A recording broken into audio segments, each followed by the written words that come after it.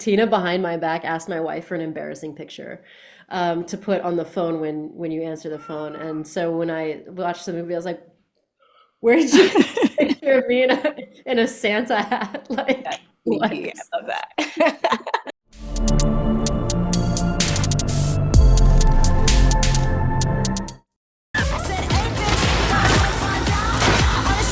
It's both. It's always both. I know, such injustice, right?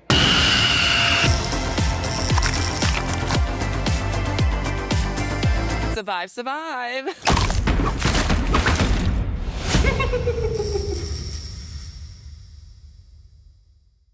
How are you guys doing? Great. Good. How about you? I'm doing good. I wanted to talk to you guys both about your something that you're both your characters actually kind of did in the film, showing some real athletic, sportsy skills in the face of a zombie apocalypse. Do you have to do training for that, or did you already like come strapped with guns? Like, Peter, do you mind? I'll let Katie go. Yeah, I don't really train, so I'll let you take that one.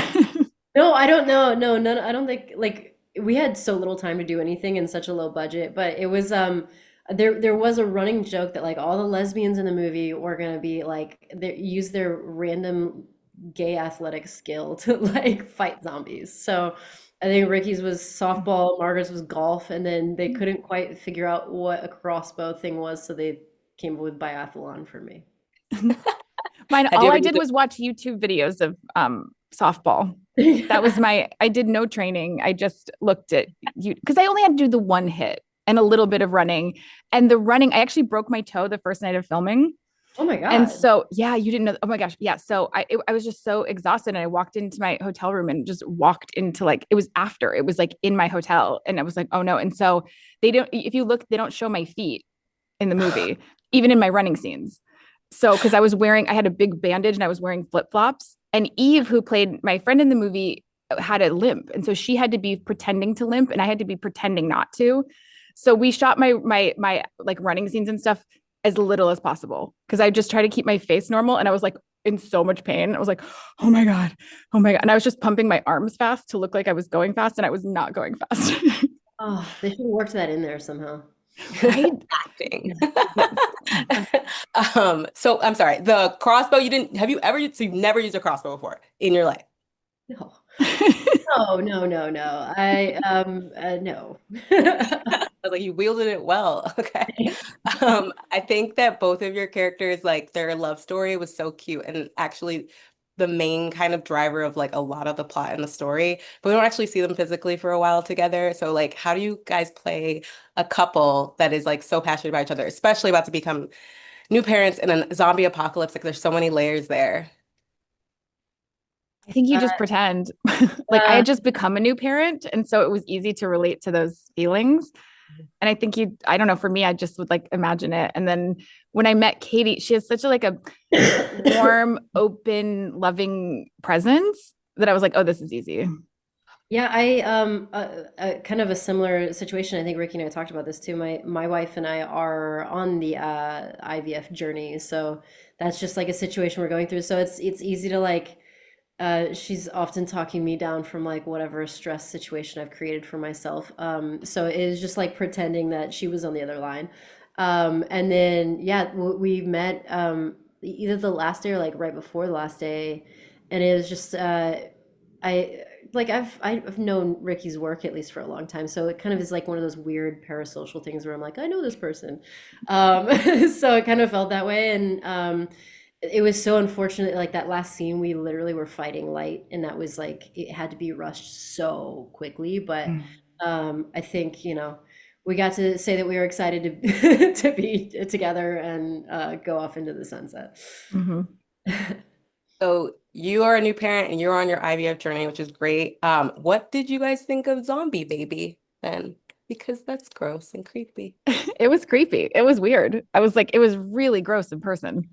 I was like, oh, yeah, I did not have to act. It was really, really creepy. Yeah, but we also like I was shocked that like it was the person that was holding it made the robotic baby or something, and I was like, we've got the budget for this, but I don't know. I think that it was like a donation. It was like a definitely a solid. So it Yeah. was. Yes. Cool. Awesome. Yeah, we shot that at like 6 a.m, fighting light. This baby. Yeah, it was so creepy. I think we did it like once, and then I had to run back to the car. As like a mother, and the way that Lizzie like kind of just mothers everyone, like that she especially Jane, I assume you pull that from your own motherhood, and like, but like in a I mean, it's kind of hard to know what you're gonna do in a zombie apocalypse. So like, can you talk to me a little bit about that and her motherhood role? Well, Eve also, who played Jane, was just, she's like, God, man, is she a lovable person. It's just like so easy to like want to mother her. She's so sweet and just like hilarious. And it was like, that was an easy feeling to have toward her, because she's just, yeah, she's just very lovable. And it was like very easy to like say things to her, like wanting to take care of her. That was no acting required, luckily. Awesome.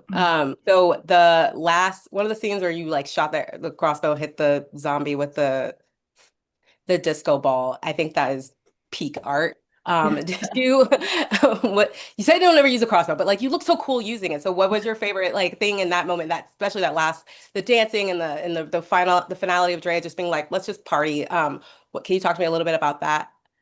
Yeah, that last little section. So I loved getting to see all of the people swap into their like battle costumes and all the little creative kills that we had. And then I'm sitting there with like a confetti gun and I just go, "Pff," and that's my contribution to it the whole night.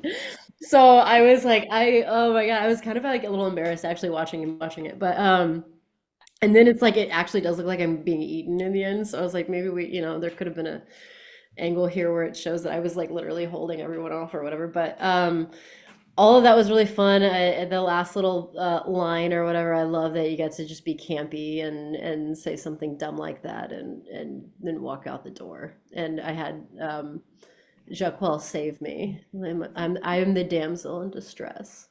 I love how we all got those cool lines.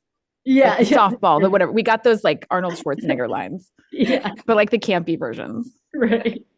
Exactly. I'm gonna ask Ricky one more question before, just really quick. How do you feel about the Disney adult slander? Are you guys Disney adults? Anyone a Disney adult? I was like, whoa, that's crazy. Well, you know who a Disney adult is Tina. Yeah. Her and her wife, they're Disney adults. I'm not a Disney adult. I just took my son for the first time and it was really fun. But that's not, I'm a Disney movie adult. I love all the musicals, but I'm not. Are you a Disney adult? Hell no. Mm-mm. No. I know. Like Tina and Liz, her partner, just stayed with us actually, and they took a whole day trip to Disneyland. So that's them. All And right, they thank you guys. behind my back, Tina behind my back asked my wife for an embarrassing picture to put on the phone when you answer the phone. And so when I watched the movie, I was like, "Where did you get a picture of me in a Santa hat?" Like, That's what? sneaky. I love that. Thank you guys so much for your time. I appreciate it. Thank you. Have a good one. Enjoy your